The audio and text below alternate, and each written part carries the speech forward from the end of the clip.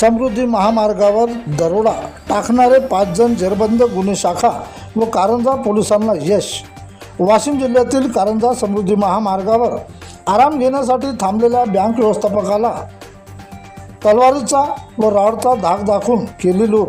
मिळालेल्या सविस्तर माहितीत कारंजा पोलिसात दिलेल्या फिर्यादीत प्रशांत युधिष्ठिर रंजन वय 38 वर्ष, बँक व्यवस्थापक, ग्राम बेलर, रिटोला, पोस्ट नंदलाल बाद, तालुका मासोळी, जिल्हा पटना, राज्य बिहार, ते त्यांची वॅगनर क्रमांक GJ05 RJ0407 हे समृद्धी महामार्गावरून रायपूर येथे जात असता रात्री 3 वाजता थकवा जाणवत असता आराम करत असताना 4 अनोळखी इसमाने तलवारवर लोखंडी रॉडचा धाक दाखवून त्यांचे जवळून जबरीने 5,000 रुपये रोख, 2 ग्राम सोन्याचे कानातले, अंदाजे किंमत 10,000 असा एकूण 15,000 रुपयाचा जबरीने चोरून नेला। त्या संदर्भात त्यांनी कारंजा पोलीस स्टेशनला दिली फिर्याद।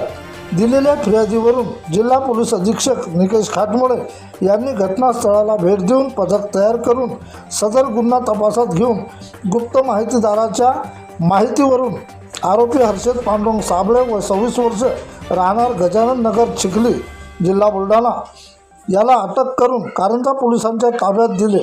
स्थानिक गुन्हे शाखा व कारंजा पोलीस यांनी तपासात त्यांचे साथीदाराचे नाव सांगितले। आरोपी चेतन संजय माने वय 25 वर्ष, बोरगाव वसू, ओम सुरेश सपकाळ वय 20 वर्ष, राहणार बोरगाव वसू, धनंजय उजालसिंग कमळी वय 25 वर्ष, राहणार देवठाणा, गोपाल श्रीकिसन मोरे वय 26 वर्ष, राहणार देवठाणा, सर्व जिल्हा बुलढाणा यांना ताब्यात घेऊन अटक करून ताब्यातून मुद्देमाल रोख 4,750 रुपये, 4 चाकी वाहन होंडई MH14 DN 1213 राड, 2 नकली पिस्टल, 5 मोबाईल जप्त केले। सदर कारवाई जिल्हा पोलीस अधीक्षक तथा स्थानिक गुन्हे शाखा व कारंजा पोलीस स्टेशन यांनी संयुक्तरित्या केली आहे। प्रतिनिधी किशन काळे।